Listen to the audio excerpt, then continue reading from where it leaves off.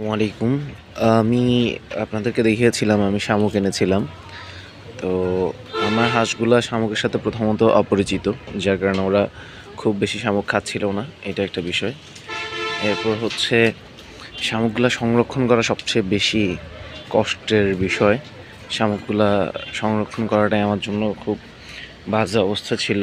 এরপর আমি এখানে হাউসের মতো করে দিয়ে শামুক সংরক্ষণ করেছিলাম, কিন্তু যে সমস্যাগুলো হয়েছে এর মধ্যে বড় একটা সমস্যা হচ্ছে আপনার শামুক থেকে প্রচণ্ড পরিমাণ গন্ধ আসে। তো আমি পারি নাই রাখতে, বাসার সামনে রাখতে পারি নাই। তো প্রচণ্ড গন্ধ থাকার কারণে আমার এখানে ভাড়াটিয়ারা থাকে। তো আমি সবগুলো শামুক আপনার যে বাউন্ডারির বাহিরে আমাদের যে জলাশয় আছে সেখানে এনে রেখেছি। তো এখন যেটা দেখলাম, আসলে শামুক বেঁচে থাকার জন্য যেই পরিবেশটা দরকার সেটা আমার এখানে নাই, যার কারণে আমি বিশাল আর্থিক ক্ষতির সম্মুখীন হই।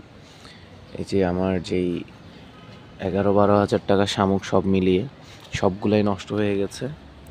এখান থেকে আসলে আমি কোনো কিছু আউটপুট পাই নাই। আজকে 3 দিন শামুকগুলো আসছে, তো 2 দিন ভালো করে খাওয়ানো যায় নাই, বাকিগুলো সব মারা গেছে। এখন এখানে প্রচণ্ড গন্ধ। তো আপনারা আসলে যারা চাচ্ছেন যে এই কম দামে শামুক কিনে খামারে প্রচুর লাভ করে ফেলবেন, আসলে ব্যাপারটা অতটা সহজ না। এর জন্য আপনার প্রয়োজন হবে অবশ্যই পুকুর প্রয়োজন হবে, কারণ শামুক সংরক্ষণ করা সম্ভব না। যারা শামুক বিক্রি করে ওরা বলে যে কি শামুক সংরক্ষণ করা সম্ভব, আপনি গাছের নিচে বা ছায়ার মধ্যে রেখে পানি ছিটিয়ে দিলে 10 থেকে 12 দিন থাকবে, অথবা কোথাও পানি দিয়ে রাখলে 10 থেকে 15 দিন থাকবে। আসলে ব্যাপারটা সম্পূর্ণ মিথ্যা কথা। আমি এত সুন্দর করে দিনে 3 বার পর্যন্ত আমি পানি পরিবর্তন করে দিয়েছি, এরপরও আমার শামুকগুলো বাঁচে নাই। তো আসলে যারা বলে যে শামুক সংরক্ষণ করা যায় অনেক লম্বা সময় ধরে, এটা আসলে ওরা বিক্রির জন্য বলে কথাটা।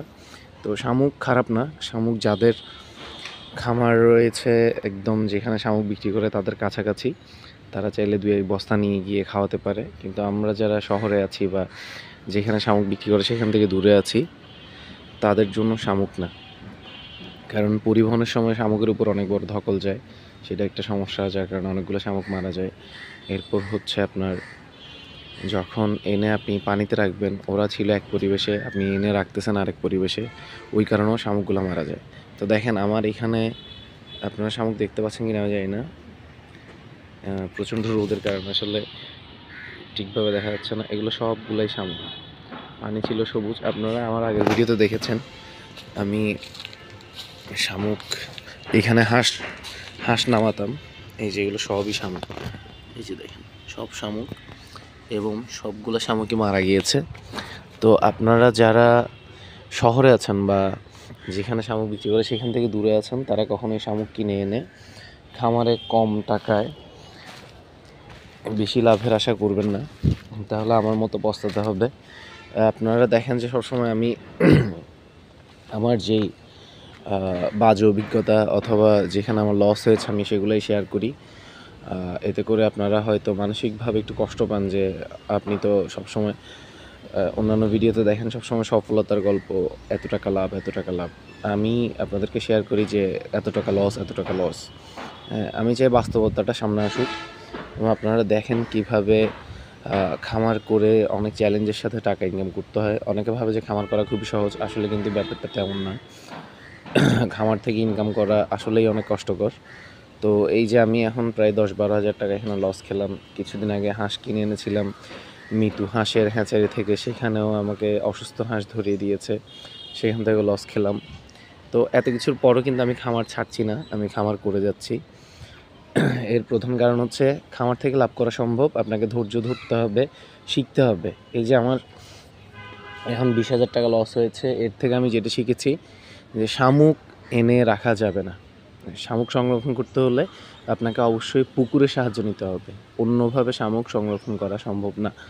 তো আপনি অবশ্যই শামুক যদি আনেন তাহলে প্রধান শর্ত হচ্ছে আপনার পুকুর থাকতে হবে, এটা একটা শর্ত।